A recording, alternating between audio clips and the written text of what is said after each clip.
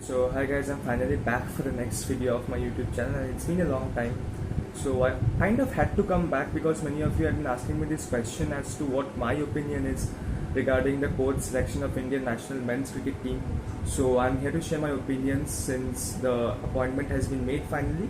Ravi Shankar Jayadratha Shastri, and popularly known as Ravi Shastri, is now back at the helm of affairs for Indian cricket for the next 2 years till 2021, and his tenure ends this time with the ICC Champions Trophy 2021, which will be held in India and will be played in the T20 format, of course. So, starting off with what was the entire issue? Now, the entire issue was that Ravi Shastri's tenure, along with the tenure of the current Indian support staff, had expired, and so the BCCI had invited fresh applications. Now, the coach selection was to be done by the Cricket Advisory Committee consisting of Shanta Rangaswamy, Kapil Dev, and Anshuman Gaikwad. And like these speculations have been going on in the media for the last few days that Ravi Shastri is the front runner to become the next coach of Indian national men's cricket team, or rather to get extension for a second term, of course. And he's finally got that extension as well for 2 years, since Virat Kohli had openly backed him, and even Anshuman Gaikwad, which is very, very strange. A person of such high repute as that of Anshuman Gaikwad, of such high pedigree, coming out in the open, or that despite being a CAC member, and coming out in the open and saying that Ravi Shastri is the one who's going to get the nod ahead. However, Kapil Dev and Shanta Rangaswamy kept quiet and they wanted to go about the business in their usual way. So, who were the applicants who had applied? It was Ravi Shastri, who had been automatically in the phrase since he was the current coach. Since he is the current coach rather, and he will be there for some. His new tenure will begin post the West Indies series.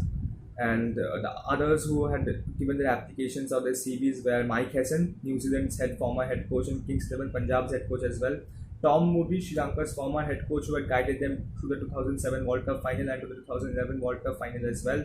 And Sunrisers Hyderabad's massively successful coach that we all know him as Lalchan Rajput, who had coached India in the past as well, 2007 ICC World T20 winner as a caretaker coach, former coach of Zimbabwe, because Zimbabwe has now been banned, so it threw his hat into the ring.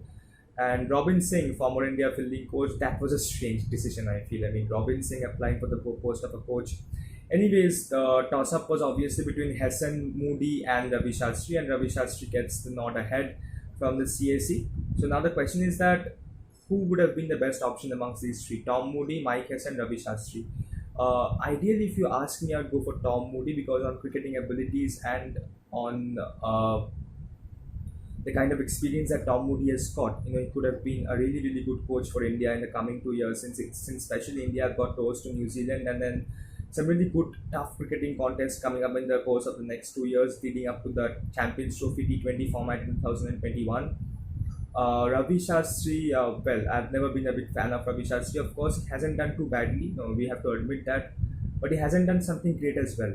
Ravi Shastri is a great motivator, that is a certain thing. If you go and ask Ravi Shastri for some motivation, he will motivate you to the best of his capabilities.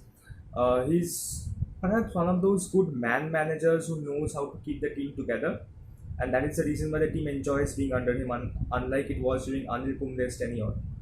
So that is one of the main reasons, along with the fact that he's of course a favorite of Virat Kohli, that he has got this nod ahead. Now the main thing here is that CSC was appointed to make the appointment of the Indian national head coach. Did CSC really have an independent choice or an independent opinion? Because Virat Kohli wanted Ravi Shastri, and we know what happened last time as well. Virat Kohli wanted Ravi Shastri. Ravi Shastri applied post the deadline was over, and Ravi Shastri's application was considered by the CAC despite Ganguly and Lakshman being against it. Sachin Tendulkar had to intervene, and Sachin Tendulkar was the one who convinced the two that no, Ravi deserves a chance and he should be given the post of the head coach. Once again, Virat Kohli said Ravi Shastri, and Ravi Shastri is the head coach again. Now, this basically boils down to the fact that Indian cricket, with BCCI in absolute turmoil due to the Lodha committee recommendations and stuff like that, BCCI being run by the committee of administrators and not the regular administrators, Virat Kohli has virtually become BCCI. I mean, that's something which is very strange. Whatever he wants, he gets that. I've seen powerful captains in Indian cricketing history. If you look at our previous generation, they saw Sunil Gavaskar, they saw Kapil Dev. Our generation saw Saurav Ganguly, Mahendra Singh Dhoni, of course. We've seen powerful Indian captains, but we haven't seen Indian captains with as much power as Virat Kohli had. Whatever he says, he's basically BCCI. He can do anything he wants, and it's kind of unfortunate as well. Country of 1.3 billion people, we play the sport as more than anybody else in this world, more than any other country in this world. Australia has cricket as a national sport, but then trust me, guys, Australians don't play cricket as much as we play, and it's very shameful that in this 1.3 billion people's population, we just have that one cricketing superstar who's there, and he does not even have a competition. Like in Saurav Ganguly's generation, he had a generation of great players. Mahendra Singh Dhoni had Zahir Khan, Yuvraj Singh, Virendra Sehwag, Gautam Gambhir, another generation of great players. This generation has only that one great player, Virat Kohli. Rohit Sharma is next, not an all-format player. He's still like trying to make himself a permanent in the Indian Test match team at the age of 32. So that basically shows the gap between Virat Kohli and the rest, and that's perhaps the reason why Virat Kohli has got his say and gets what he wants. That being said, we can only hope that this Virat Kohli Ravi Shastri duo works to the best of their potential, like they did in the Test series against Australia, and which we won after 71 years. We won in the Australian soil. We can only hope that in 2020 World T20 we win 2021 Champions Trophy in Indian soil. We win that as well, and Ravi Shastri ends on a good note. Because at the end of the day, there will be debates as to who's the better option. Some will say Mike Hessen. Yeah, Mike Hessen is good as well. I would go for Tom Moody. I would have gone for Tom Moody. Some would say Mike Hessen. Some would say Shastri would continue because man managing is important at this highest level. But at the end of the day, guys, let's all remember the fact that we are all well wishers of Indian cricket, and we would love to see Indian cricket going the distance.